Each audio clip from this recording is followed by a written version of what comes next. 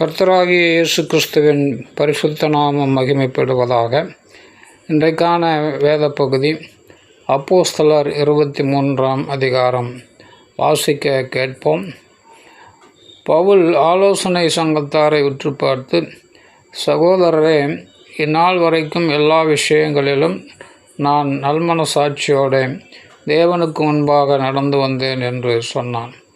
அப்பொழுது பிரதான ஆசாரியனாகிய அனனியா அவனுக்கு சமீபமாய் நின்றவர்களை நோக்கி, இவன் வாயில் அடியுங்கள் என்று கட்டளையிட்டான். அப்பொழுது பவுல் அவனை பார்த்து, வெள்ளையடிக்கப்பட்ட சுவரே, தேவன் உம்மை அடிப்பார்.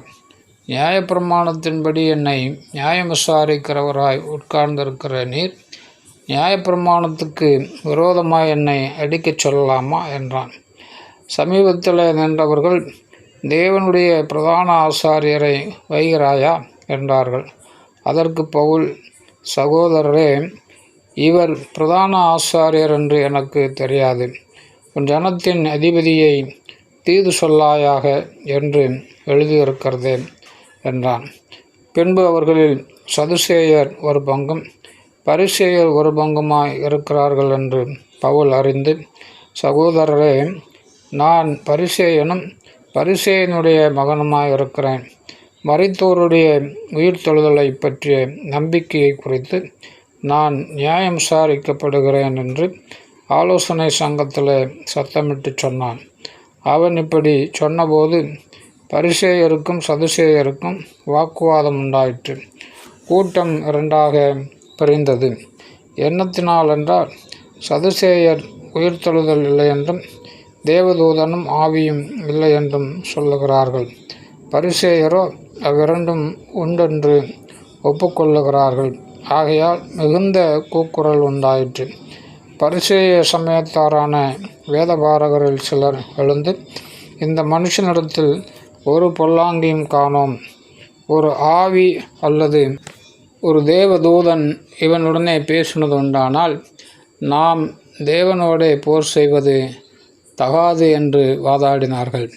மிகுந்த கலகம் உண்டான போது பவுல் அவர்களால் பீருண்டு போவான் என்று சேனாபதி பயந்து போர்ச்சேவகர் போய் அவனை அவர்கள் நடுவிலிருந்து கொண்டு போகும்படி கட்டளையிட்டான்.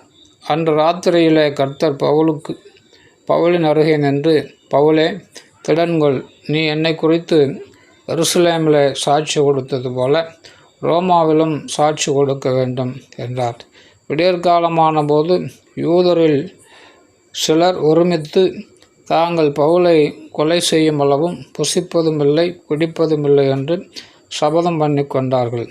இப்படி கட்டுப்பாடு பண்ணி கொண்டவர்கள் 40 பேருக்கு அதிகமாயிருந்தார்கள். அவர்கள் பிரதான ஆசாரியரிடத்திலும் மூப்பர்களிடத்திலும் போய் தாங்கள் பவுலை கொலை செய்யும் அளவும் ஒன்றும் புசிப்பதில்லை என்று உறுதியான சபதம் பண்ணி கொண்டோம்.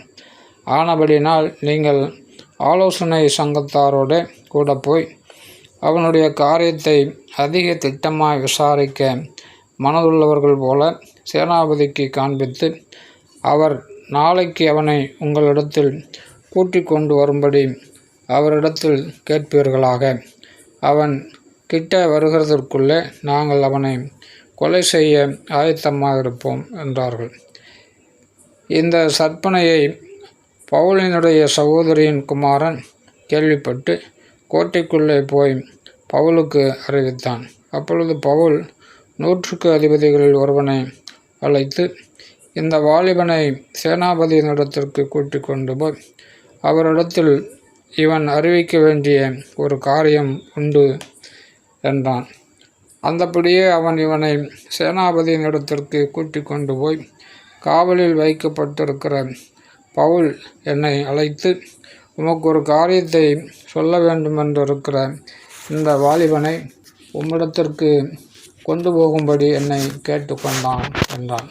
அப்பொழுது சேனாபதி அவனுடைய கையை பிடித்து தனியே அழைத்து கொண்டு போய், நீ என்னிடத்தில் அறிவிக்க வேண்டிய காரியம் என்னவென்று கேட்டான். அதற்கு அவன், யூதர்கள் பவுலின் காரியத்தை அதிக திட்டமாய் விசாரிக்க மனதுள்ளவர்கள் போல நீ நாளைக்கு அவனை ஆலோசனை சங்கத்தாரிடத்தில் கொண்டு வரும்படி உம்மை வேண்டிக் கொள்ள உடன்பட்டிருக்கிறார்கள். நீர் அவர்களுக்கு சம்மதிக்க வேண்டாம். அவர்களில் 40 பேருக்கு அதிகமானவர்கள் அவனை கொலை செய்யும் அளவும் தாங்கள் புசிப்பதுமில்லை குடிப்பதுமில்லை என்று சபதம் பண்ணி கொண்டு அவனுக்கு பதிவிருந்து உம்முடைய உத்தரவுக்காக இப்பொழுது காத்து கொண்டு ஆயத்தமாக இருக்கிறார்கள் என்றான். அப்பொழுது சேனாபதி, நீ இவைகளை எனக்கு அறிவித்ததாக ஒருவருக்கும் சொல்லாதே என்று இட்டு வாலிபனை அனுப்பிவிட்டான். பின்பு அவன் 100க்கு அதிபதிகளில் 2 பேரை அழைத்து செசரியா பட்டணத்திற்கு போகும்படி 200 காலாட்களையும் 70 குதிரை வீரரையும் 200 ஈட்டிக்காரரையும் ராத்திரியில் 3ஆம் மணி வேளையில் ஆயத்தம் பண்ணுங்கள் என்றும், பவுலை ஏற்றி தேசாதிபதியாகிய பேலிக்ஸினிடத்திற்கு பத்திரமாய் கொண்டு போகும்படிக்கு குதிரைகளை ஆயத்தப்படுத்துங்கள் என்றும் சொன்னதுமன்றி ஒரு நிருபத்தையும் எழுதினான். அதன் விவரமானது, கனம் பொருந்திய தேசாதிபதியாகிய பேலிக்ஸ் என்பவருக்கு கிலவதியு எலிசியா வாழ்த்துதல் சொல்லி அறிவிக்கிறது என்னவென்றால், இந்த மனுஷனை யூதர் பிடித்து கொலை செய்ய போகிற சமயத்தில் நான் போர்ச்சேவகரோடு கூட போய் இவன் ரோமன் என்று அறிந்து இவனை விடுவித்தேன். அவர்கள் இவன் மேல் சாட்டின குற்றத்தை நான் அறிய வேண்டுமென்று இவனை அவர்கள் ஆலோசனை சங்கத்துக்கு முன் கொண்டு போனேன். இவன் அவர்களுடைய வேதத்திற்கு அடுத்த விஷயங்களை குறித்து குற்றம் சாட்டப்பட்டவன் என்று விளங்கினதே அல்லாமல் மரணத்துக்காவது விலங்குக்காவது ஏற்ற குற்றம் யாதொன்றும் இவனிடத்தில் இல்லை என்று கண்டறிந்தேன். யூதர்கள் இவனுக்கு விரோதமாய் சற்பனையான யோசனை செய்கிறார்கள் என்று எனக்கு தெரிய வந்தபோது உடனே இவனை உம்மிடத்திற்கு அனுப்பினேன். குற்றம் சாட்டுகிறவர்களும் இவனுக்கு விரோதமாய் சொல்லுகிற காரியங்களை உமக்கு முன்பாக வந்து சொல்லும்படி அவர்களுக்கு கட்டளையிட்டேன். சுகமாயிருப்பீராக என்று எழுதினான். போர்ச்சேவகர் தங்களுக்கு கட்டளையிட்டபடியே பவுலை கூட்டிக் கொண்டு ராத்திரியிலே அந்திப்பத்திரி ஊருக்கு போய் மறுநாளில் குதிரை வீரரை அவனுடனே கூட போகும்படி அனுப்பிவிட்டு தாங்கள் கோட்டைக்கு திரும்பினார்கள். அவர்கள் செசரியா பட்டணத்தில் சேர்ந்து நிருபத்தை தேசாதிபதியின் இடத்தில் கொடுத்து பவுலையும் அவன் முன்பாக நிறுத்தினார்கள். தேசாதிபதி அதை வாசித்து அந்த நாட்டான் என்று கேட்டு செலுசியா நாட்டான் என்று அறிந்தபோது, உன்மேல் குற்றம் சாட்டுகிறவர்களும் வந்திருக்கும் போது உன் காரியத்தை திட்டமாய் கேட்பேன் என்று சொல்லி ஏரோதின் அரண்மனையில் அவனை காவல் பண்ணும்படி கட்டளையிட்டான். ஆமென்.